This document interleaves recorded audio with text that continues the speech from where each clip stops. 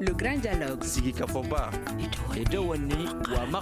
Le Grand Dialogue, l'émission des débats du studio Tamani sur votre radio. Le Grand Dialogue. Sahel, comment faire face à l'instabilité politique? C'est le thème du Grand Dialogue. Depuis ce vendredi matin, 30 septembre 2022, la situation est confuse au Burkina Faso. Des soldats se seraient mités dans la capitale Ouagadougou. Le président de la transition, lieutenant-colonel Paul-Henri Damiba, a appelé la population au calme et à la prudence. Cette tentative de putsch intervient 9 mois seulement après le coup d'État contre le président Roch Kaboré. Au même moment, une tension existe entre le Mali et la Côte d'Ivoire suite à l'arrestation des soldats ivoiriens par Bamako. Une mission de haut niveau de la CEDEAO est arrivée hier à Bamako et rentrée sans la moindre déclaration.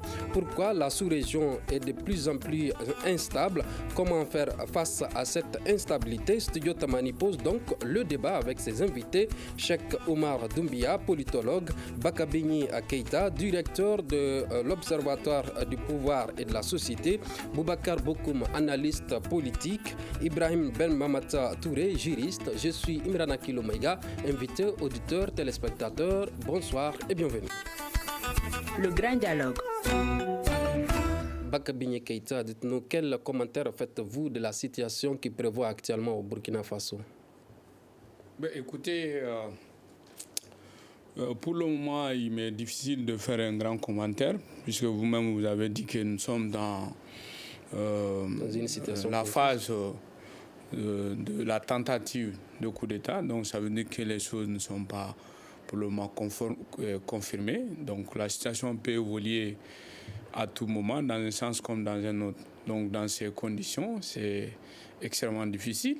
Mais tout ce que je peux quand même dire, c'est de dire tout simplement que les coups d'État n'interviennent pas, un peu pour reprendre les termes de Marx qui dit que les philosophes ne sortent pas des terres comme des champignons. Donc les coups d'État également ne viennent pas comme ça au hasard. Donc il y a des origines bien précises et entre autres, évidemment, on peut parler de mauvaise gouvernance. Vous savez tout simplement, et quand on parle de mauvaise gouvernance, il y a la question de l'insécurité qui se pose. Il y a juste quelques jours, le Burkina a connu quand même un massacre extrêmement important. Il y a des gens qui parlent de 80 morts, mais j'entends même plus de 200 morts. Donc il y a la mauvaise gouvernance, mais il y a aussi les mécanismes régionaux, sous-régionaux et même internationaux et de gestion également des conflits. Vous savez, chaque fois qu'il y a les coups d'État, les gens se précipitent, notamment la CEDEAO, à fixer un délai pour que les poussistes se rendent le pouvoir. Donc sans regarder, comment dirais-je, à fond, les réels problèmes qui entraînent les coups d'État, les régler et ensuite, en tout cas, aller vers l'organisation des élections. Tout ce qui les intéresse, c'est d'organiser les élections. Bon, or, à mon avis, je ne crois pas que la démocratie pourrait être, tout simplement, on pourrait le prendre tout simplement au sens du principe. Si, effectivement, elle ne peut pas aller sans les principes, je suis d'accord. Mais en même temps, il faudrait que nous regardions la réalité en face. J'aime tout le temps rappeler ça, que les gens aiment ramener le principe à un seul principe, le principe formel. Alors qu'il y en a 3. Il y a le principe formel, mais il y a le principe de réalité et il y a, comme en 3e position, l'adéquation entre le principe formel et le principe de réalité. Donc malheureusement, les mécanismes de gestion de l'instabilité dans nos États, notamment la gestion des coups d'État, ignorent ou en tout cas ferment les yeux sur les autres principes et font prévaloir tout simplement, ou plutôt font prévaloir le principe formel sur les autres principes, à savoir le principe de réalité et l'adéquation entre les deux. Et donc, moi personnellement, je me suis dit que s'il y a aujourd'hui coup d'État au Burkina Faso, tout ce que je peux dire, si c'est dans le sens en tout cas à restaurer la dignité, l'honneur, la liberté et le bonheur du peuple burkinabé et au-delà de l'Afrique, moi, en tout cas, personnellement, je soutiens ce coup d'État. Donc, je sors des principes. Et donc, je fais face à la réalité. Parce qu'une démocratie qui ne sert pas l'honneur, la dignité, la liberté du peuple, à quoi elle sert?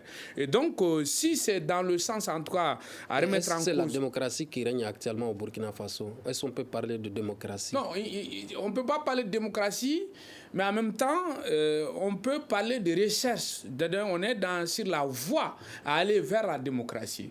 Et donc, ça c'est un de deux. Il faut aussi comprendre que les gens ont une très grande méconnaissance même de la question de démocratie, parce que c'est une question qui est très discutée, même en Europe, même en Occident. Les gens pensent tout simplement, lorsqu'on parle de démocratie, il faudrait tout simplement voir un régime issu des élections.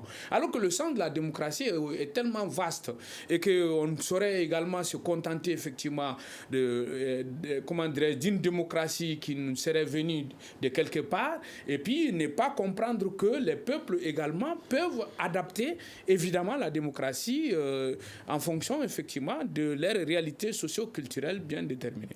Je rappelle en tout cas à nos auditeurs et téléspectateurs qu'au moment où nous diffusons ce débat, la situation reste confuse au Burkina Faso. Il a parlé tantôt du massacre dans le Sahel de Burkina Faso. Est-ce à dire que ce massacre serait à la base de cette situation qui prévaut en ce moment au Burkina Faso?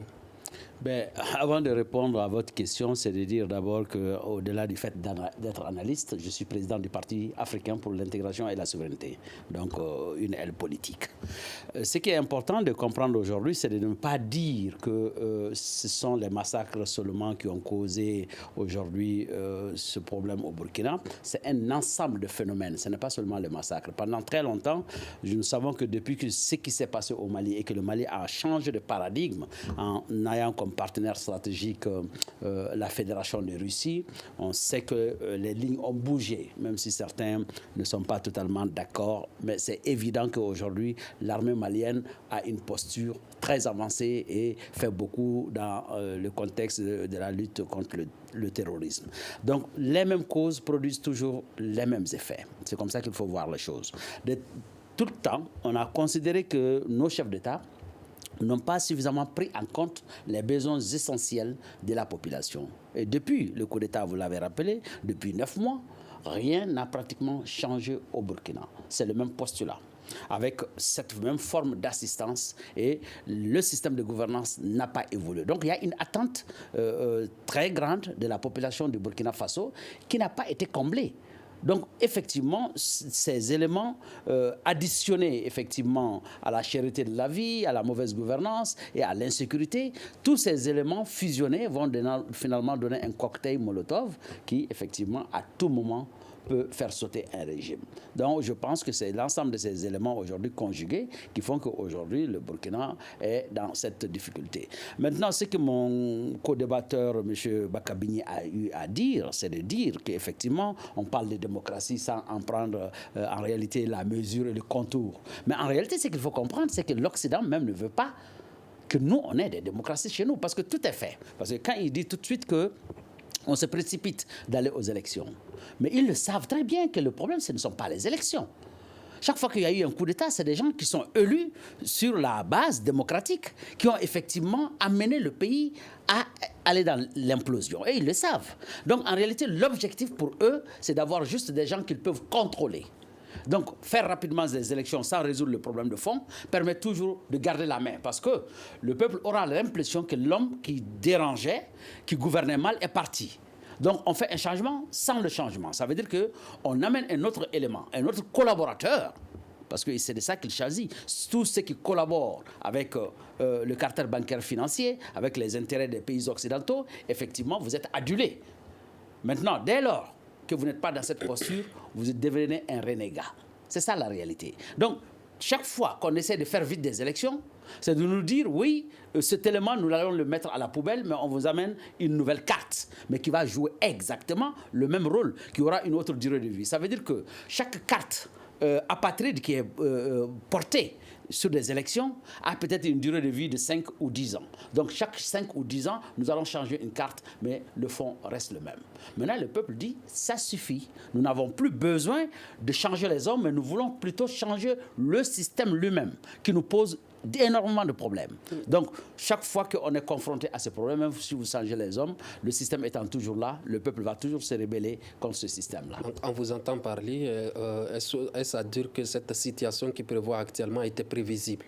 Mais bien entendu qu'elle était prévisible, parce qu'on a compris que Damiba n'avait pas une position claire. Tantôt, il lorgne un peu du côté de Bamako, tantôt il lorgne du côté de Macron. Ben voilà, on ne peut pas vouloir une chose et son contraire en même temps. Soit vous assumez les positions de façon claire. Donc le peuple même, à un moment donné, doutait de la posture et de la sincérité même de Damiba. D'accord. Je rappelle que les autres co-débatteurs sont en cours de route. Il s'agit de Cheikh Oumar Doumbia, qui est politologue, et Ibrahim Ben Mamata Touré, qui est juriste. Dites-nous, pourquoi les États de la sous-région sont de plus en plus fragiles? Bakabini. Bon, écoutez, il l'a dit. Le problème, effectivement, l'autre problème, effectivement, de l'instabilité qui explique l'instabilité de nos États, c'est aussi dit que, bon, malgré le fait qu'on essaie de brandir l'idée que nous sommes indépendants, mais en réalité, nous ne le sommes pas. Ou en tout cas, beaucoup ne le sont pas, même si certains tentent à devenir indépendants, comme par exemple le Mali aujourd'hui, s'il restait effectivement inscrit dans la voie qu'il a empruntée. Donc on peut espérer effectivement de voir peut-être même au-delà du Mali d'autres pays africains, notamment de la sous-région, emboîter le pas. Et donc ce que je veux dire, c'est qu'effectivement il y a aussi une manipulation même du concept de démocratie de la part des pays occidentaux. C'est-à-dire on fait brandir aux gens que vous êtes indépendants, ou vous êtes un pays démocratique, mais en réalité cette démocratie ne sert que les pays occidentaux. J'aime rappeler aux gens qu'au fait, il y a deux principes majeurs, deux principes politiques majeurs pour les occidentaux. Premièrement, il y a ce qu'on appelle la politique intérieure. Et là, effectivement, on parle de démocratie. Et la démocratie, on pourrait dire que même si elle est discutable, donc on essaie de faire quand même la démocratie à ce niveau. Mais il y a ce que j'appelle la politique extérieure. Et au niveau de la politique extérieure, en réalité, il tombe dans la grande idée qui a été effectivement lancée par De Gaulle qu'entre les pays, il n'y a pas d'amitié. Les pays ne sont pas des amis. Donc, quand il s'agit des relations extérieures, donc ce sont des rapports de force. Et souvent, ces rapports de force sont maquillés, déguisés en relations internationales, c'est-à-dire en droit international. Mais en réalité, ce droit international reste toujours contrôlé, manipulé par toujours les mêmes puissances extérieures. Cette affaire de terrorisme, en réalité, si nous essayons de voir, est-ce que, quelque part, est-ce que véritablement il y a le terrorisme? Parce que le Mali, quand même, a fait une plainte, n'oubliez pas, contre la France. Et le Mali dit que c'est la France qui finance le terrorisme, qui largue des armes à des terroristes. Donc, vous voyez, donc ce n'est pas seulement cette affaire-là. Je crois qu'il faudrait regarder de très près cette affaire. Je crois que pour ce qui peut tirer les pays de la sous-région de cette affaire, c'est l'union, c'est-à-dire qu'il faudrait que tous les pays se donnent la main. Et quand vous voyez Damiba, quand vous voyez les autres pays, avant ces séries de coups d'État dans nos pays, je terminerai là, avant ces séries de coups d'État, c'est qu'à un moment donné, on refusait à ces pays de se donner les armes nécessaires pour faire face à la menace qui se pose à eux. Et donc, vous voyez, dans ces conditions-là, on est tenté. Et au-delà d'être tenté, si ce sont des officiels qui disent que nous avons des preuves qu'il y a un pays étranger qui entretient le terrorisme, je crois qu'il y a de quoi, effectivement, qui doit amener les pays africains à se donner la main. En tout cas, à faire en sorte que nous puissions faire face à cette menace qui n'est dans l'intérêt de personne. Et si cette tentative de coup d'État au Burkina Faso se concrétise, est-ce à dire qu'on va vers une autre crise dans ce pays voisin? Bon, si ça se confirme, moi je souhaite tout simplement que, parce qu'on ne sait pas exactement, parce que vous savez, les histoires de coup d'État sont assez compliquées. Et quand ça arrive, celui qui fait le coup d'État, il commence toujours par effectivement caresser la poêle quand même du peuple. Il est obligé effectivement d'avoir une base populaire. Et donc, il peut effectivement récupérer aujourd'hui tous ceux qui sont mécontents, les mécontents du régime d'Aniba. Je ne sais pas, beaucoup me l'a dit, moi je ne suis pas dans les secrets. Est-ce qu'il était pour la France? Est-ce qu'il était contre la France? Ça, je ne le sais pas trop. Mais ce qui est évident, c'est que ce qui est clair et certain, on ne l'a pas vu prendre la position ouverte, et d'ailleurs c'est ce que je reproche souvent à certains hommes politiques qui disent, ou même à certains leaders politiques, qui pensent qu'on peut combattre une puissance sans s'allier avec une autre puissance, ce qui est vraiment une grande illusion. Je crois qu'effectivement, si c'était la position de Daniba nette de ne pas être ni avec la France, ni avec une autre puissance, alors qu'il veut donner l'indépendance à son pays, il veut donner la souveraineté à son pays, dans un premier temps, c'est extrêmement difficile.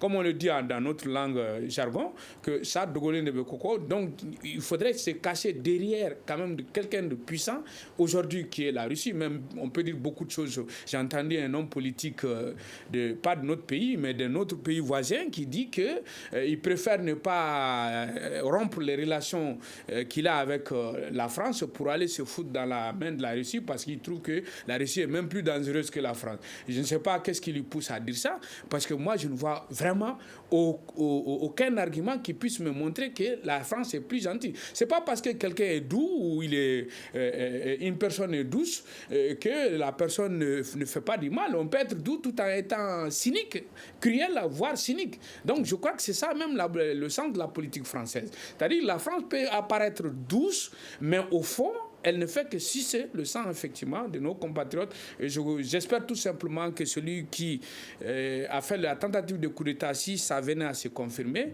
j'espère tout simplement qu'il se rend du côté de son peuple et qu'il mène une politique qui puisse amener la dignité, la liberté, l'honneur et le bonheur au peuple burkinabé tout entier. Ibrahim Benramata, qui vient de nous recevoir, qui est juriste, dites-nous aujourd'hui quel est le problème réel du Sahel infesté par le terrorisme.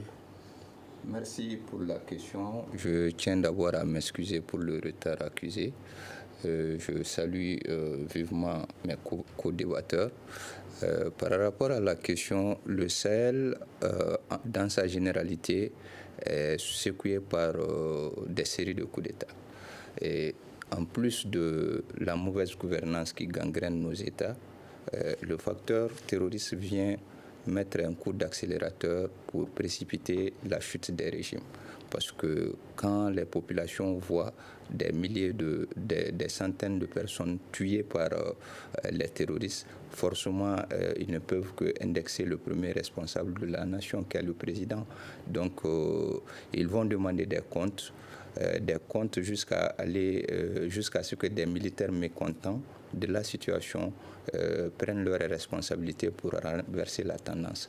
Donc le Sahel, à mon avis, est délaissé quelque part par les Sahéliens eux-mêmes, parce que depuis le début de ce paradigme de terrorisme, je me souviens bien que le président Atté avait sollicité les pays voisins pour qu'il y ait une synergie d'action afin d'indiquer ce fléau.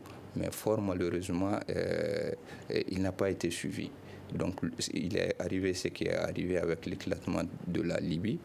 Toute la zone a été infestée par les terroristes. Donc il faut une synergie d'action que les Africains en général, le Sahel en particulier, comprennent que ce phénomène de terrorisme ne peut être vaincu que par la fédération de nos États. Donc un seul État ne peut pas, parce qu'en regardant l'évolution de ces gens, on voit qu'ils transitent facilement d'un État du Sahel à un autre. Donc ce qui donne une assez large zone de transit à ces gens. Nos territoires sont vastes, nos armées sont en pleine reconstruction avec des moyens assez insuffisants qui aujourd'hui commencent à aller petit à petit, notamment au Mali. Donc je pense qu'il faut une synergie d'action, que ce soit niveau Sahel et niveau international, avec surtout de la sincérité dans les coopérations. Cette instabilité politique aggrave-t-elle la situation alimentaire de la sous-région ? Bien sûr, quand on voit que le développement est conditionné à la sécurité, à la paix, et sans sécurité, on ne peut aller dans les champs, on ne peut prétendre faire quoi que ce soit. Donc, on a assisté au Mali à un phénomène l'an passé, celui de brûler les champs. Les terroristes se livraient à brûler les champs. C'est un grave danger pour la sécurité alimentaire. Les chiffres sont plus éloquents. On parle aujourd'hui de 4 millions de personnes en République du Mali qui sont dans un besoin d'urgence alimentaire. Ce qui est vraiment grave. Donc, tant qu'il n'y a pas la sécurité, tant qu'il n'y a pas la paix, on ne peut pas prétendre à un développement et la famine va persister. Pour fermer cette page de l'instabilité politique au Burkina Faso qui reste encore confuse au Burkina Faso, dans la capitale, Boubacar Bokoum, comment faire pour stabiliser la région? Mais c'est très simple, il faut juste qu'on arrête d'être inféodé au système capitaliste. Parce que quand vous regardez dans le fond, les relations internationales sont adossées en réalité sur l'économie. Et l'Occident a eu cette malheureuse rencontre avec l'Afrique sur la base économique. Et c'est cette même réalité qui continue toujours. Donc le terrorisme n'existe pas. Le sous-développement n'existe pas en Afrique. C'est un faux débat. Quand vous regardez le continent africain, c'est un scandale géologique. Alors, quand vous prenez la monnaie, l'économie réelle, c'est basé sur quoi? Sur la capacité de production, sur les réserves d'or, d'uranium, etc. Alors, vous regardez qu'effectivement, tous ces potentiels énormément existent. Mais comme l'a rappelé M. Mamata tout à l'heure, l'indice de développement humain et la famine est là. Pourquoi? Qui produit cet effet. Donc, c'est le capital financier mondial géré par des mafieux, ce que notamment le Premier ministre a appelé la junte française, parce que c'est un conglomérat de mafieux derrière un capital financier, qui font en sorte que le capitalisme fait financer le terrorisme, qui est un moyen de pression sur nos chefs d'État. C'est comme à l'époque quand Bob Denard était utilisé pour faire des coups d'État en Afrique. Aujourd'hui, on utilise la famine, on utilise le terrorisme pour amener les chefs d'État à fléchir, à accepter de signer des contrats bidons. Mais pourquoi on n'est pas d'accord avec nous-mêmes? Parce que chaque chef d'État africain de cette zone est mis en place par le maître. Donc, il ne va pas vous laisser vous mettre d'accord. Mais pourquoi on fait la guerre aujourd'hui à Assimi? Parce qu'on ne veut pas que les peuples, de façon volontaire, décident d'épouser l'idéologie de cette dignité et retrouvée et de cette grandeur de la société que nous tentons de restaurer. Alors, si on laissait la possibilité à chacun de dire, en tant que chef d'État autonome, indépendant d'un pays comme la Côte d'Ivoire, du Sénégal, nous serons fusionnels parce que nos réalités socio-économiques et culturelles sont les mêmes. Mais à cause du mécanisme de financement de nos États, parce que nous sommes arrimés à une monnaie, parce que, oui, c'est cette capacité financière que nous n'avons pas de contrôler et d'avoir la souveraineté économique, monétaire et financière qui fait qu'effectivement, nous sommes totalement dépendants de leur système. C'est eux qui dictent aux chefs d'État la conduite qu'ils doivent tenir. Donc, du coup, tant que nous n'avons pas quitté ce paradigme en ayant une souveraineté économique, financière et monétaire, ça veut dire que nous n'aurons pas la capacité de développer l'économie réelle. On sera toujours tributaire du FMI et de la Banque mondiale qui vont nous imposer des dictats de non-développement en réalité. Parce que pour que vous appelez la FAO, si la faim est combattue, ça veut dire qu'on n'a plus besoin de mener une action contre la faim. Si l'ONU est là, c'est parce que l'ONU même crée les conditions de sa propre existence, c'est-à-dire l'insécurité. Si les vendeurs d'armes sont là, on crée les conditions, c'est eux-mêmes qui financent quelque part la possibilité de créer des guerres en Afrique pour effectivement vendre leurs armes et maintenir la pression sur nos chefs d'État. Voilà la réalité. Donc, chaque fois que nous allons revenir, nous avons toujours la possibilité de rébelloter parce que simplement, nous n'avons pas quitté le fond du problème. Si nous essayons de résoudre les problèmes de façon superficielle, en essayant de changer de chef d'État, en essayant de dire qu'on fait quelques élections, le problème de fond n'étant pas résolu, c'est que c'est un phénomène cyclique qui va se répéter tous les 5, 10, 15 ou 20 ans. D'accord. Bakabini Keïta, en un mot, comment y faire face à cette instabilité de la sous-région? D'abord, au fait, il faudrait voir le problème sous deux angles. Premièrement, sous l'angle, du Sahel, globalement, de façon globale. Je pense que pour faire face à cette instabilité, il faudrait que les pays du Sahel se donnent la main. Il ne faudrait pas qu'on nous continuions à faire la même chose, à reproduire les mêmes erreurs qui ont été faites il y a depuis la résistance contre la colonisation, les périodes de la résistance.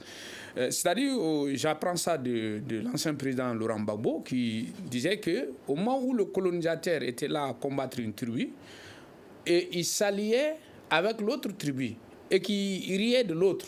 Donc, parce que lui, il est ami au colonisateur.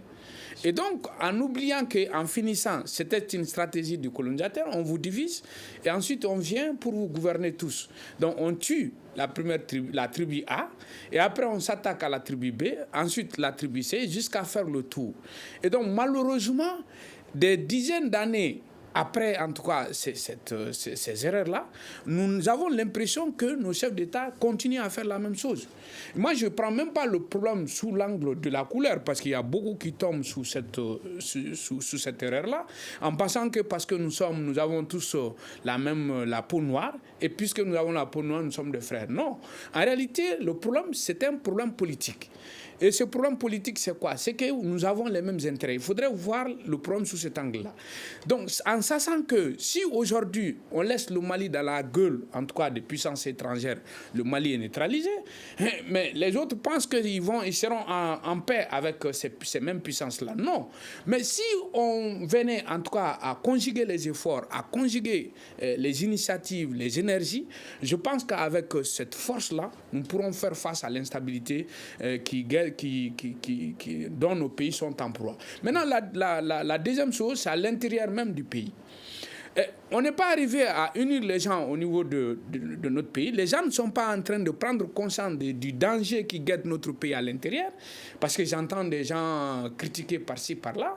Je ne suis pas contre que les gens disent ce qu'ils pensent, c'est-à-dire je ne suis pas contre la liberté de penser. Il faut librement penser, il faut dire ce que tu penses réellement, y compris aux gouvernants, mais il y a des canaux par lesquels il faut passer. Si on veut, dire ce qu'on pense, on peut écrire à un Premier ministre après un discours qu'il a tenu aux Nations Unies. Si moi j'ai des reproches à lui faire, je préfère ne pas aller à la télé pour parler, parce qu'on peut considérer ça comme étant du buzz, mais je peux par exemple lui adresser une note pour lui dire qu'à propos de tel endroit de discours, j'aurais voulu que vous faites comme ça, que vous faites comme ça, que vous faites comme ça. Mais si vous venez à la télé, donc, non, vous savez, les gens, je terminerai par là peut-être, vous savez, les gens pensent que la parole, c'est simplement de la parole, c'est simplement des mots. Or, j'aime tout le temps dire ça, que faites extrêmement attention. L'arme la plus dangereuse en politique, ou si vous voulez, c'est-à-dire que l'élément qui structure fondamentalement la politique, c'est la parole. Il n'y a pas d'action politique sans parole. Si le discours de Maïga ou comme tant d'autres discours ont eu des effets sur les hommes, c'est parce que c'est pour cette raison d'ailleurs nous parlons, parce que la parole a des effets sur les hommes, c'est pourquoi nous sommes là ce soir. Et donc si son discours a eu des effets, qu'ils soient des effets positifs ou des effets négatifs sur les hommes, ça veut dire que le discours n'est pas que seulement des mots, que le discours en lui-même est une action, et que cette action effectivement peut transformer un pays. Pendant ce temps, la crise entre le Mali et la Côte d'Ivoire, consécutive à la détention des militaires ivoiriens par Bamako, n'est toujours pas dénouée. Une délégation de chefs d'État était hier à Bamako pour négocier la libération de ces soldats, mais rien n'a filtré de leurs discussions avec les autorités maliennes. Alors, quelle analyse faites-vous de la mission dépêchée par la CEDEAO à Bamako? D'abord, cette affaire d'une complexité à deux niveaux, le volet politique et le volet judiciaire. Maintenant, lorsque l'on décide de traiter la question sur le volet politique, ce qui naturellement explique la venue des chefs d'État, de la mission des chefs d'État. Donc, je pense que beaucoup de choses ont été faites sans succès.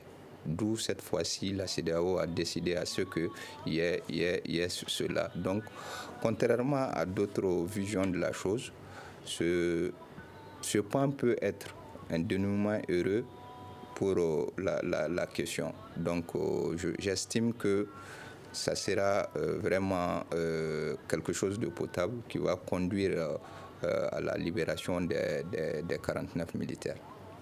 Alors, que peut-on retenir de cette visite de la CEDEAO au Mali? D'abord, on ne peut même pas retenir quelque chose parce que, comme vous l'avez dit, rien n'a filtré. Maintenant, on peut analyser.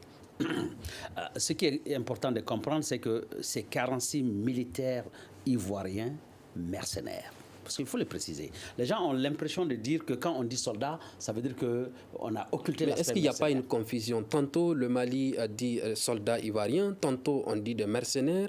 Est-ce qu'il n'y a pas une confusion même au sein de l'État? Est-ce qu'on vous a dit quelque part un soldat ne peut pas être un mercenaire?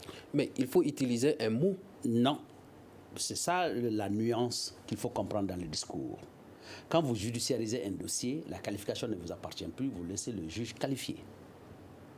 Vous posez une plainte, la qualification relève de la justice. Quand on les a arrêtés, on a prétendu, il y a la présomption, on a prétendu que c'est des mercenaires parce qu'il y a un certain nombre d'actes posés. Mais c'est des soldats militaires, c'est des soldats ivoiriens. Cela n'a jamais été mis à mal par les autorités. On a toujours reconnu que c'est des soldats ivoiriens, mais qui sont dans une forme illégale et ils sont rentrés par une voie illégale. C'est ça la qualification. Maintenant, une fois que l'aspect politique a pris le dessus, mais on n'envenime plus. On s'en tient à cette diplomatie qui va décider de trouver les angles qu'il faut pour arrondir et mettre les uns et les autres d'accord. Et la justice peut décider, sur la base des investigations, de dire effectivement c'est des mercenaires sur la base des preuves ou éventuellement ils n'y sont pour rien et ils sont relaxés. Donc c'est deux discours différents. Donc n'apportons pas la confusion. Ce n'est pas parce que quand on dit c'est des militaires ivoiriens qu'on occulte l'aspect qu'ils soient des mercenaires. Non, ça n'a rien à voir. En tout cas, si c'était le cas, ça voudrait dire qu'on les a libérés et qu'on ne les reproche rien. Donc il est tout le temps clair dans l'esprit des autorités maliennes aujourd'hui que c'est des soldats ivoiriens considérés comme des mercenaires. Là, il n'y a aucun doute là-dessus. Maintenant, l'aspect de la négociation, il faut qu'on comprenne le sens de ce qu'on appelle une négociation. Ça veut dire que vous cédez une partie et l'autre partie aussi cède une partie. Et dans le monde, on a compris que toujours quand il y a un conflit, il y a un échange, soit de prisonniers. Même quand il y a eu la guerre, il y a des échanges de prisonniers. Et il y a des moments où, effectivement, on décide même de libérer des terroristes. Donc vous faites allusion à ce que les autorités maliennes ont annoncé, une contrepartie de la Côte d'Ivoire, les Maliens mais ça ne s'appelle pas une contrepartie, c'est une déformation professionnelle. Ce n'est pas de la contrepartie, ça s'appelle de la négociation. Quand aux États-Unis on libère des djihadistes pour obtenir la libération, ou qu'est-ce qui se passe en Iran? Aujourd'hui, vous avez des militaires américains qui sont détenus en Iran. On ne l'a pas amené aux Nations Unies. On négocie dans un contexte bilatéral. C'est ça la réalité. Maintenant, quand vous êtes face à une situation donnée, alors, vous voulez me dire que la Côte d'Ivoire va venir dire juste au Mali, écoutez, libérez, et puis rien ne s'est passé, on avance. C'est ce que ça veut dire.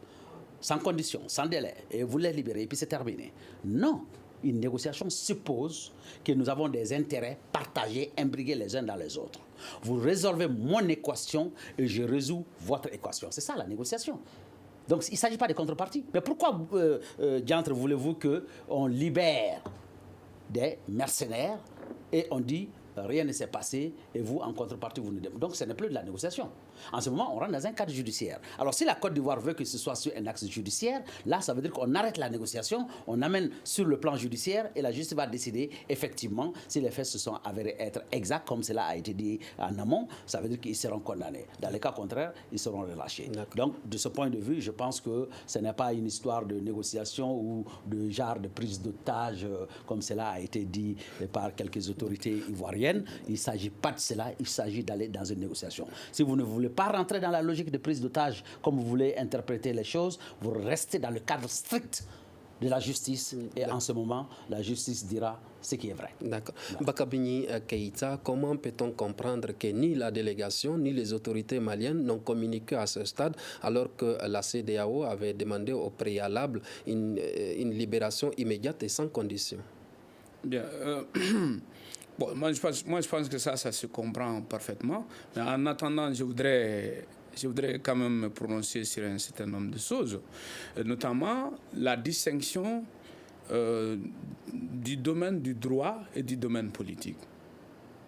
Cette distinction ne peut être validée que sur un plan formel. que du point de vue formel. Si nous sommes sur la forme, je comprends aisément qu'effectivement qu'on puisse séparer le droit du politique. Mais si on va dans le fond, surtout dans des affaires comme celui-là, il est extrêmement difficile, voire impossible, de dissocier le droit du politique. Et vous avez posé effectivement la question de savoir comment comprendre le fait que les autorités maliennes, tantôt ils emploient le mot militaire, tantôt ils emploient le mot mercenaire. Mais il l'a dit. À un moment où il y avait l'espoir que la situation le dossier pouvait être géré de façon diplomatique, les Maliens effectivement avaient décliné la bonne foi, en cessant effectivement de les nommer mercenaires. Parce que si vous voulez négocier avec quelqu'un, évidemment, il faudrait montrer la bonne foi. Mais dès lors que tu vois que celui avec qui tu veux négocier est monté d'un cran, évidemment, vous ne pouvez pas rester en bas. Vous voulez monter aussi. Donc, il y a symboliquement une stratégie de positionnement aussi dans la négociation. Et donc, c'est cette stratégie de positionnement dans la négociation qui fait que tantôt, les uns et les autres changent de position. Quand vous avez vu que l'autre partie monte d'un cran, qu'est-ce que vous voulez dire? Ce que je veux dire, concrètement, vous avez vu lorsqu'on a libéré les 3 femmes pour des raisons humanitaires, disaient les autorités maliennes, la Côte d'Ivoire a saisi de l'occasion pour dire que, donc, puisque ce n'est pas une affaire de justice, c'est une affaire politique, donc la Côte d'Ivoire a voulu revenir en arrière. Donc, a voulu rejouer le match. Parce que, donc, elle avait pris une mauvaise posture. Donc, elle avait pris une mauvaise position. Donc, elle a voulu se donner une position de supériorité. Et c'est pourquoi le Premier ministre malien, lorsqu'il est passé effectivement aux Nations Unies, donc pour se donner, pour placer son pays à un niveau, en tout cas, profitable donc au Mali et aux Maliens, évidemment, est revenu, au lieu de dire militaire, il a parlé de mercenaires. Et moi, je suis tout à fait d'accord avec cette logique. Mais il est clair que, comme beaucoup l'ont dit, ce n'est pas une affaire de chantage. Même le terme otage et truc, peut-être pour ceux qui sont novices, en fait, dans des dossiers comme de ce genre, dans des notions de ce genre, évidemment, peuvent mal comprendre cet état de fait. Mais je dis que l'emploi de chaque mot et va dans le sens, à mon avis, d'une stratégie de négociation, évidemment, par rapport au dossier. Moi, c'est ce que j'ai dit. Au fait, dans ce cas, peut-on parler déjà d'un échec ou espoir de la mission de la CEDEAO? Non, il est difficile de parler d'échec ou d'espoir pour le moment, puisque, comme il a dit, rien n'a filtré. Mais ce que je comprends, évidemment, même si rien n'a filtré, il a dit, on peut analyser, donc on peut évidemment formuler des hypothèses. Et donc, l'hypothèse qu'on peut formuler, c'est qu'après le discours, et après l'escalade, je veux dire, de part et d'autre. Et donc, on est venu écouter les autorités maliennes. Quelle est leur position par rapport jusqu'à preuve contraire par rapport au dossier? Donc, quand on recueille la position des autorités maliennes, il va falloir évidemment retourner et revoir avec les autorités ivoiriennes et avec, bien entendu, les partenaires de la CEDEAO, apprécier les informations qui ont été obtenues à partir de Bamako. Et donc, c'est à partir de là qu'une décision peut être prise. Certainement qu'arrive avant de venir, parce qu'il y a des chefs d'État, c'est leur première fois, effectivement, même s'ils sont au courant de ce dossier, mais c'est leur première fois de se déplacer. Parce que le Mali aussi dit qu'il a des preuves. Et donc, certainement, il n'avait pas la matérialité, en fait, de ces preuves. Ces preuves, peut-être, c'était dans le discours, mais dans les faits. Donc, il s'attendait, effectivement. Donc, certainement, ça peut amener ces gens-là, évidemment, à revoir un peu leur position. Donc, moi, je pense que cette affaire de 46 militaires, désormais, au lieu de 49, je crois qu'il n'y a pas d'autre issue que l'issue politique. D'accord. Il y a des gens qui s'inquiètent. Mais je ne vois pas comment la Côte d'Ivoire, si Ouattara la Côte d'Ivoire voulait attaquer le Mali depuis le départ, en réalité, il aurait pu le faire il y a longtemps. D'accord. Et donc, s'il ne l'a pas fait... La France. Oui, pour ne pas dire la France, peut-être au-delà de la France, pour ne pas dire l'OTAN. Mais vous savez, une telle attaque est impossible sans passer par le Conseil de sécurité. Vous aurez la parole tout de suite. Ibrahim Ben Mamata, est-ce à dire, il n'y a aucune déclaration ni de commentaire après les échanges avec le président de la transition, des échanges à huis clos. Est-ce à dire que la situation a dépassé la mission dépêchée sur le terrain? Il est trop tôt pour le dire parce que personne ne sait ce qui s'est dit, ce sur quoi ils se sont convenus. Voilà. Donc, on ne peut pas prédire cela sans qu'il y ait un communiqué ou quelque chose du genre pour informer l'opinion. Mais par ailleurs, j'aurais voulu revenir un peu en arrière pour faire le distinguo par rapport à certaines notions utilisées. Mercenaires dans le contexte où judiciairement ces militaires ne peuvent être considérés comme des mercenaires, au regard des différents communiqués produits par même le procureur du pôle. Donc mercenaire, ça implique quelque chose d'assez consistant, qui n'existe pas dans le droit malien, mais qui se retrouve dans la charte de l'OIA concernant le mercenariat. Et ceci est défini dans son article 1er. Et c'est le gouvernement malien s'était appuyé sur cet article-là pour considérer dans un premier temps ces militaires de mercenaires. Mais en regardant, c'est-à-dire cet article, on voit que les éléments essentiels constitutifs ne sont pas réunis en l'état pour appeler ces gens-là des mercenaires. Ça, c'est sur l'aspect juridique. Juridiquement, on ne peut pas qualifier ces gens de mercenaires. Politiquement, oui.